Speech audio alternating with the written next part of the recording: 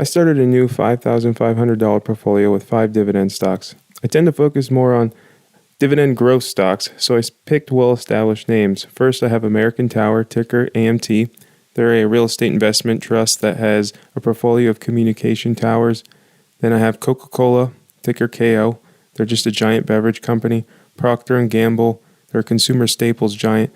Microsoft, just a massive technology conglomerate. Then Johnson & Johnson, a healthcare company that pretty much services any healthcare needs through products.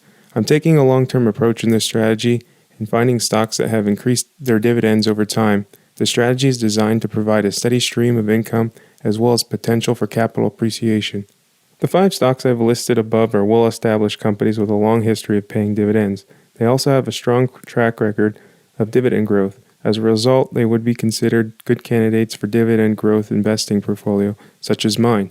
Of course, there's no guarantee that any of these stocks will continue to increase their dividends in the future or appreciate over time. However, the companies listed above are considered to be relatively safe investments, and they all have the potential to provide a steady stream of income for many years to come.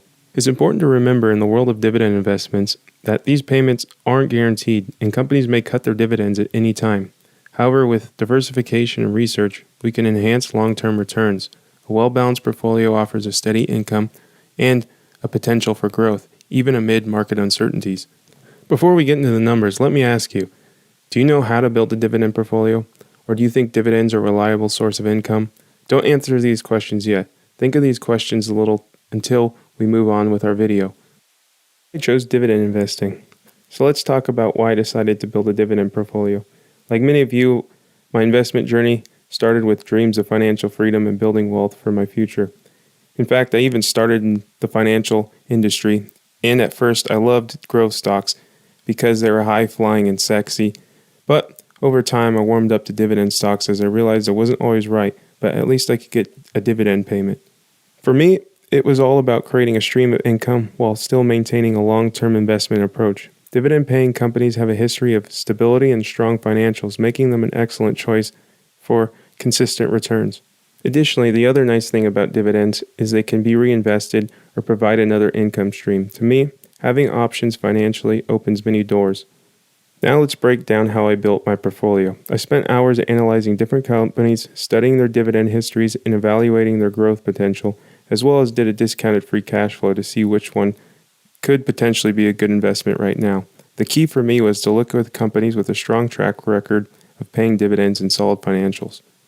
Don't get me wrong, building a portfolio isn't about finding the highest yield stocks. It's about finding a balance between the yield, growth potential, stability, and the company's financials. I selected companies for various sectors to diversify my risk. Some of the sectors I targeted were technology, healthcare, real estate, and consumer goods. Remember, diversification is key to reducing risk in any portfolio. And instead of pocketing the dividends, I decided to reinvest them to buy more shares. This is a simple yet powerful strategy which will allow me to take advantage of compounding over time. Building a dividend portfolio takes time, and it's essential not to get discouraged by short-term market fluctuations. Additionally, we need to keep a solid head on our shoulders. If the stock market goes down, we don't want to sell. Remember, time in the market beats timing the market. Alright, this is the exciting part. How much is my 5G and some change dividend portfolio actually paying me? But before I reveal the exact numbers, don't forget to hit that like button and subscribe to my channel to join my community and stay up to date with future investment updates. Moment of truth. Since I just started this dividend portfolio, I haven't received a payment as of yet, but I'll receive an annual income of $448.25. Not bad for an initial investment of $5,500, don't you think? However, it's critical to remember that dividend investing is a long-term game, and the power of compounding interest will only make this income grow over time. For some of you that are probably curious about the dividend yield and the growth rate, the yield is simply the annual dividend income divided by the total investment amount. In this case, it's around 2.5%. As far as the growth rate, it averages around 4.5%. Why I prefer a dividend portfolio? Firstly, dividends provide a steady and predictable stream of income. It is receiving a portion of the company's profits for simply holding on to shares. They also act as a shield against inflation. As prices rise, your dividends come in the form of cash, allowing you to maintain your purchasing power and protect your wealth. Additionally, during times of high inflation, as we all know, companies increase their prices. As a shareholder, you're going to benefit down the road. But perhaps the most magical aspect of dividends is the power of compounding returns.